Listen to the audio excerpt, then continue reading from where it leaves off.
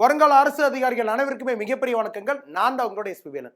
இந்த விட நம்ம சால்ட் சத்தியாகிரகா உப்பு சத்தியாரம் அப்படின்ற விஷயத்தை பத்தி தான் பார்க்க போறோம். வாங்க பார்க்கலாம்.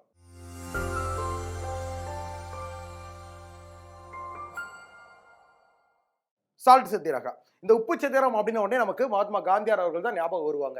எந்த வருஷம் அப்படின்னு ஞாபகம் வரணும் அப்படின்னு நமக்கு கொஸ்டினா கேட்கலாம். 1930 அப்படின்ற வருஷம் தான் நமக்கு ஞாபகம் வரணும். ஏன் அப்படின்னா 1930 வருஷம் காந்தியார் அவர்கள் ரொம்ப முக்கியமா அந்த உப்பு சத்தியாரம் அப்படின்ற ஒரு வரலாற்று ரீதியான ஒரு ரொம்ப மிகப்பெரிய ஒரு போராட்டம் அப்படின்றது இந்தியாவில் நடத்தினார்.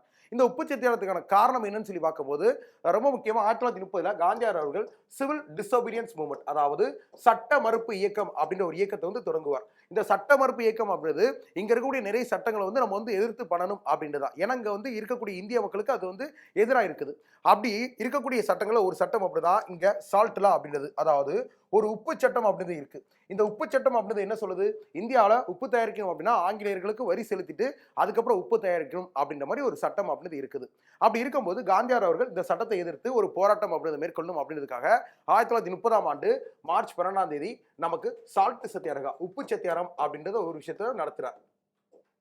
1930 உப்பு சத்தியாரம் அப்படின்றத காந்தியார் அவர்கள் நடக்குறாங்க.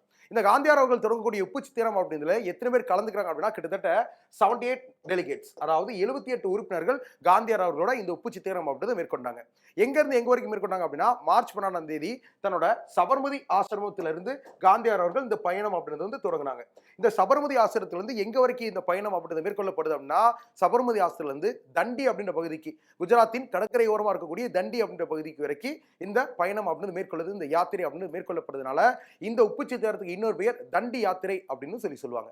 சோ இப்போ இந்த சபர்மதியில இருந்து இந்த தண்டி அப்படின்ற பகுதிக்கு எவ்வளவு மைல்ஸ் அப்படின்னு சொல்லி பார்க்கும்போது 241 மைல்ஸ், அதாவது 241 மைல்கள், அதாவது 241 மைல்கள் அப்படின்றது தூரம். இது எல்லாத்தையுமே அவங்க வந்து நடந்தே வந்து யாத்திரை அப்படின்றது மேற்கொண்டு அந்த உப்பு சட்டம் அப்படின்றத உடைக்கணும் அப்படின்னா அவங்களோட பிளான். இப்போ என்ன கிளம்புறாங்க? மார்ச் 12 கிளம்புறாங்க.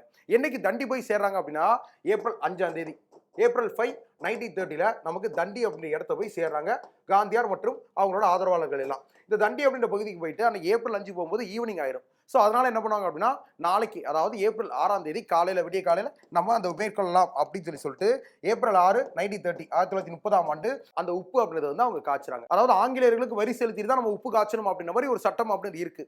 இதை மீறிட்டு நம்ம உப்பு காய்ச்சணும் அப்படின்றதான் வந்து பிளானே. ஸோ ஏப்ரல் 6 காலையில் அவங்க என்ன பண்றாங்க? அந்த உப்பு அப்படின்றத வந்து காய்ச்சுறாங்க. காய்ச்சி எடுத்து கையில் உப்பு எடுத்து காட்டி இந்த மாதிரி உங்களோட சட்டத்தை மீறிட்டு அப்படின்னு சொல்லிட்டு சட்ட மறுப்பு இயக்கத்தின் ஒரு அங்கமா, அதாவது சிவில் டிசோபீடியன்ஸ் மூவ்மெண்டோட ஒரு பார்ட்டா இந்த சால்ட் சத்தியாகிரகா அப்படின்றத மகாத்மா காந்தியார் அவர்கள் 78 உறுப்பினர்களோட சேர்ந்து நடத்துறார். இதே உப்பு சத்தியாரம் அப்படின்றது நமக்கு நார்த் வெஸ்ட் ஃப்ரான்டியர், அதாவது இப்ப இருக்கக்கூடிய பாகிஸ்தான்ல இருக்கு, அது ஒரு காலத்துல நமக்கு இந்த வடமேற்கு எல்லை, அதாவது நார்த் வெஸ்ட் ஃப்ரான்டியர்ல இதை யார் நடத்துறாங்கன்னா கான் அப்துல் காஃபர் கான் அப்படின்றவர் இதை நடத்தியிருப்பார்.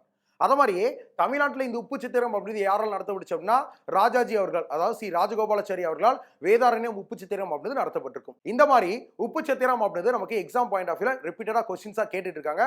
அதெல்லாம் நமக்கு ரொம்ப முக்கியமான பாயிண்ட்ஸை தான் பார்த்திருக்கோம். இதை மாதிரி நிறைய வீடியோஸ் அப்படின்னு பார்க்க போறோம். ஸோ ரெகுலரா வீடியோஸ் வந்து பாருங்க, வீடியோக்கு லைக் பண்ணுங்க, வீடியோட லிங்கை வந்து ஷேர் பண்ணி விடுங்க, சேனலை சப்ஸ்கிரைப் பண்ணிக்கோங்க. இதை மாதிரி இன்னொரு வீடியோ சந்திப்போம். தேங்க்யூ, பாய்.